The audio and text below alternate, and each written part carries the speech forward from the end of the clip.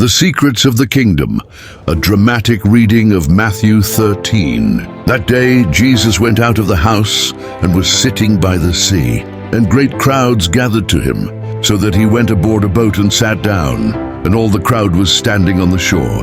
Then he told them many things by illustration, saying, "Look, a sower went out to sow. As he was sowing, some seeds fell alongside the road, and the birds came and ate them up. Others fell on rocky ground, where they did not have much soil, and they immediately sprouted, because the soil was not deep. But when the sun rose, they were scorched, and because they had no root, they withered. Others fell among the thorns, and the thorns came up and choked them. Still others fell on the fine soil and began to yield fruit. This one 100 times more, that one 60, the other 30. Let the one who has ears listen." So the disciples came and said to him, "Why do you speak to them by the use of illustrations?" In reply he said, "To you it is granted to understand the sacred secrets of the kingdom of the heavens, but to them it is not granted. For whoever has will be given more, and he will have an abundance. But whoever does not have even what he has will be taken from him.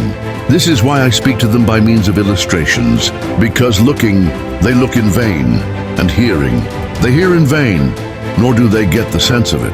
And the prophecy of Isaiah is being fulfilled in them, which says, 'By hearing you will hear, but by no means get the sense of it. And looking you will look, but by no means see. For the heart of this people has grown unreceptive, and with their ears they have heard without response, and they have shut their eyes, so that they might never see with their eyes and hear with their ears and get the sense of it, with their hearts and turn back, and I heal them. However, happy are your eyes because they see, and your ears because they hear. For truly I say to you, many prophets and righteous men desired to see the things you are observing but did not see them, and to hear the things you are hearing but did not hear them. Now listen to the illustration of the man who sowed. Where anyone hears the word of the kingdom but does not get the sense of it, the wicked one comes and snatches away what has been sown in his heart. This is the one sown alongside the road.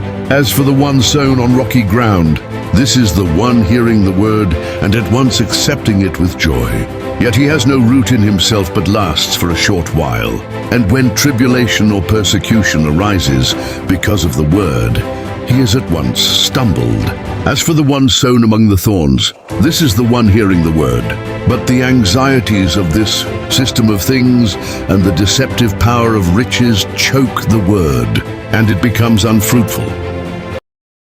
As for the one sown on the fine soil, this is the one hearing the word and getting the sense of it, who really does bear fruit and produces, this one 100 times more, that one 60, the other 30. He presented another illustration to them, saying, "The kingdom of the heavens may be likened to a man who sowed fine seed in his field. But while men were sleeping, his enemy came and oversowed weeds in among the wheat and left. When the stalk sprouted and produced fruit, then the weeds also appeared. So the slaves of the householder came and said to him, 'Master, did you not sow fine seed in your field? Where then did the weeds come from?' He said to them, 'An enemy, a man, did this.' The slaves said to him, 'Do you want us then to go out and collect them?'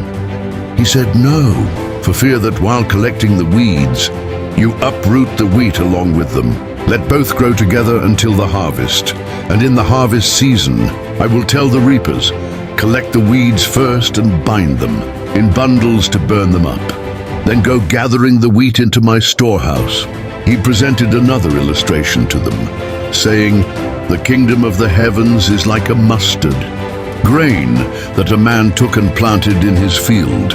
It is in fact the tiniest of all the seeds, but when it has grown, it is the largest of the vegetable plants and becomes a tree, so that the birds of heaven come and find lodging among its branches.' He told them another illustration. 'The kingdom of the heavens is like leaven that a woman took and mixed with 3 large measures of flour until the whole mass was fermented.' Jesus spoke all these things to the crowds by illustrations. Indeed, without an illustration, he would not speak to them, so that what was spoken through the prophet might be fulfilled. who said, "I will open my mouth with illustrations. I will proclaim things hidden since the founding." Then after dismissing the crowds, he went into the house. His disciples approached him and said, "Explain to us the illustration of the weeds in the field." In response he said, "The sower of the fine seed is the Son of Man. The field is the world. As for the fine seed, these are the sons of the kingdom. But the weeds are the sons of the wicked one, and the enemy who sowed them is the devil. The harvest is a conclusion of a system of things, and the reapers are angels. Just as the weeds are collected and burned with fire, so it will be in the conclusion of the system of things. The Son of Man will send his angels, and they will collect out from his kingdom all things that cause stumbling and persons who practice lawlessness, and they will pitch them into the fiery furnace. There is where their weeping and the gnashing of their teeth will be.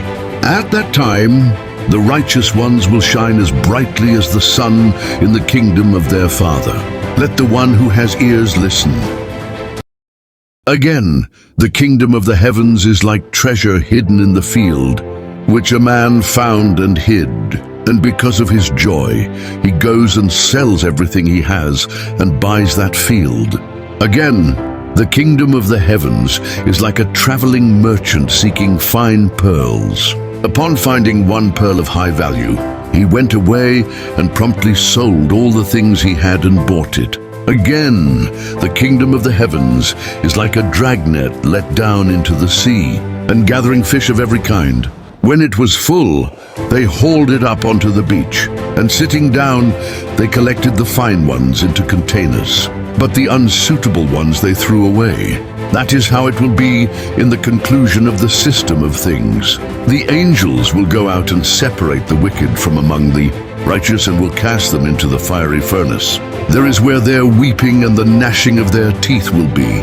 Have you understood all these things? They said to him, "Yes." Then he said to them, "That being so, every public instructor who is taught about the kingdom of the heavens is like a man, a master of the house, who brings out of his treasure store things both new and old." And when Jesus had finished these illustrations, he departed from there.